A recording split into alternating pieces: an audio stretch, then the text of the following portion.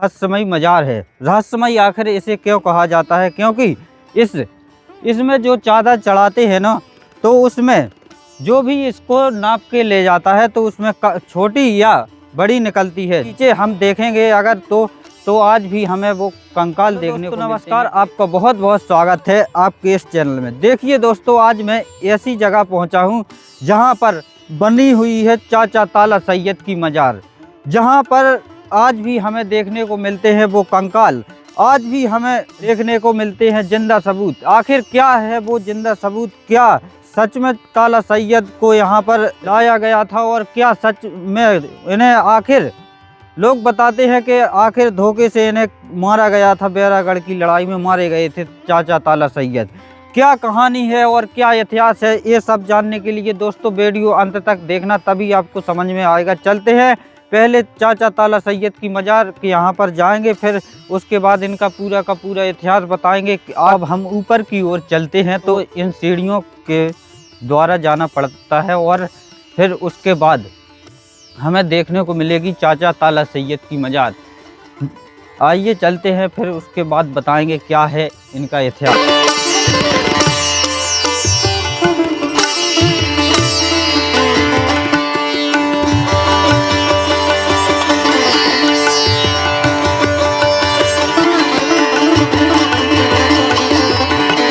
जैसे ही यहाँ आते हैं तो यहाँ के बाद हमें सीढ़ियाँ ख़त्म हो जाती हैं, यहाँ से जाना पड़ता है इन रास्तों से। देखिए यहाँ आते हैं तो यहाँ पर हमें इस प्रकार के पत्थर हमें देखने को मिलती है, इस प्रकार की रास्ता निकली हुई है और इस पहाड़ी पर जाना पड़ता है।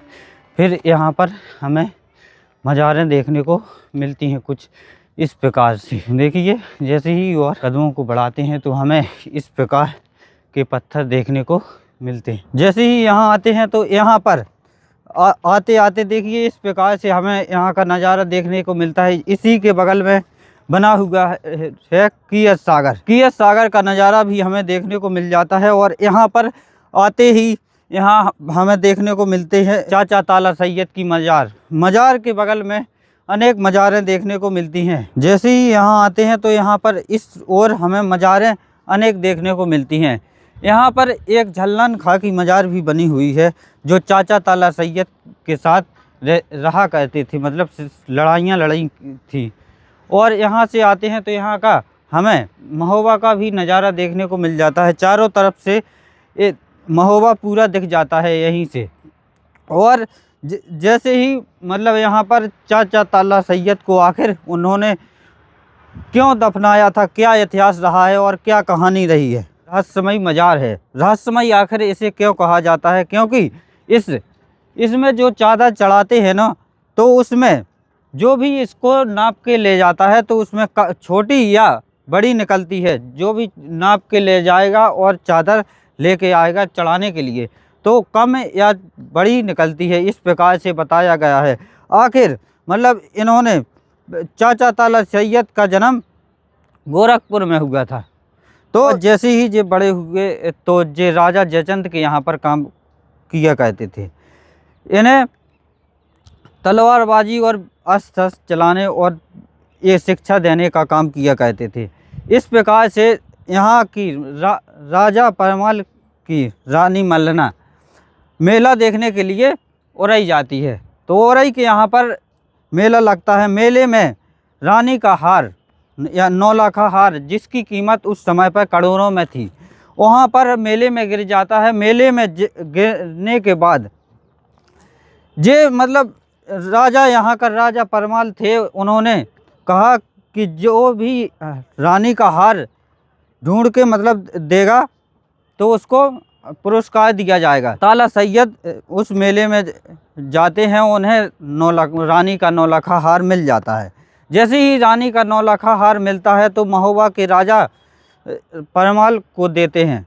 तो राजा परमाल उनकी वीरता को देखकर, मतलब उनके साहस को देखकर और ईमानदारी को देखकर उनको कहते हैं कि तुम हमारे यहाँ पर सेनापति के तौर पर काम करने लगो।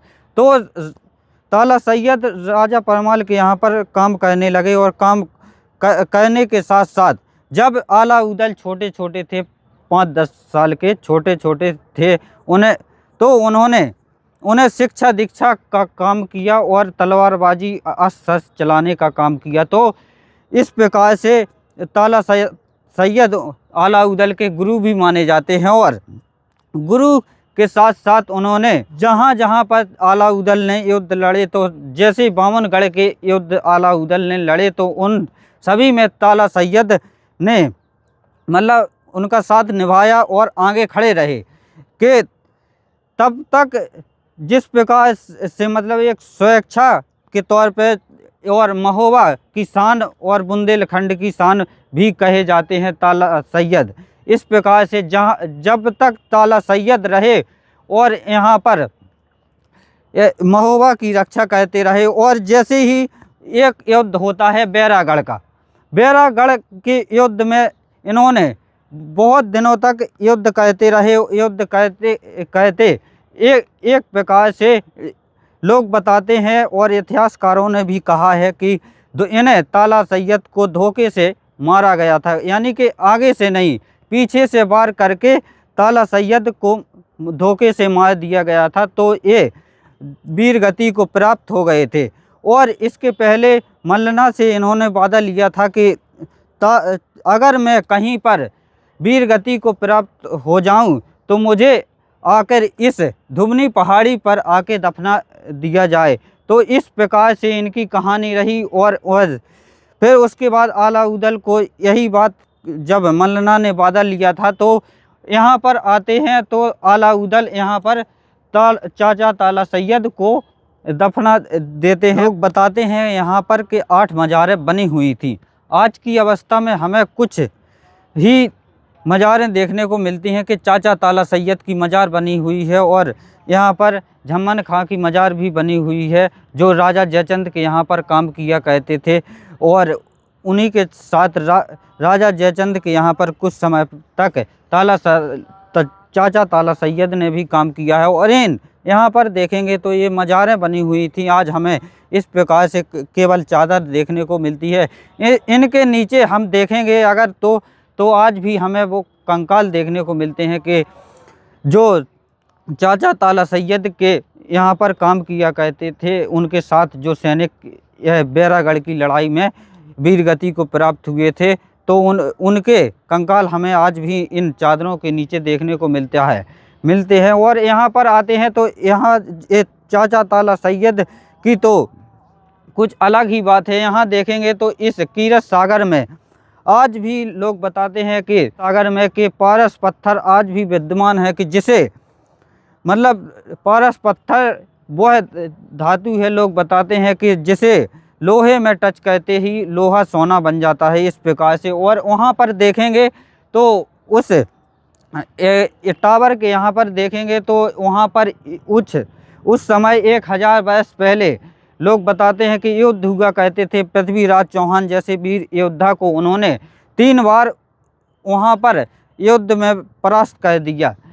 ऐसे आला उदल और चाचा ताला सैयद हैं, क्योंकि चाचा ताला सैयद जिस लड़ाई में आला उदल ने लड़ी तो उन्हीं के साथ खड़े रहे चाचा ताला सैयद, और उन्हीं की गुरु विद्या से मतलब चाचा ताला सैयद की विद्या से आला उदल ने सभी युद्ध लड़े, बामनगढ़ की लड़ाइयाँ लड़ी। और जैसे ही आला उदल की बात आती है तो इनकी कहावत जौन गाई जाती है वो याद आ जाती है कि बड़े लड़ैया महोबे वाले जिनकी मार सही न जाए, एक खमारे 2 मर जावे, 30 खौफ खाए मर जाए। ऐसे वीर योद्धा रहे चाचा ताला सैयद। तो दोस्तों वीडियो पसंद आया हो तो लाइक करें। धन्यवाद।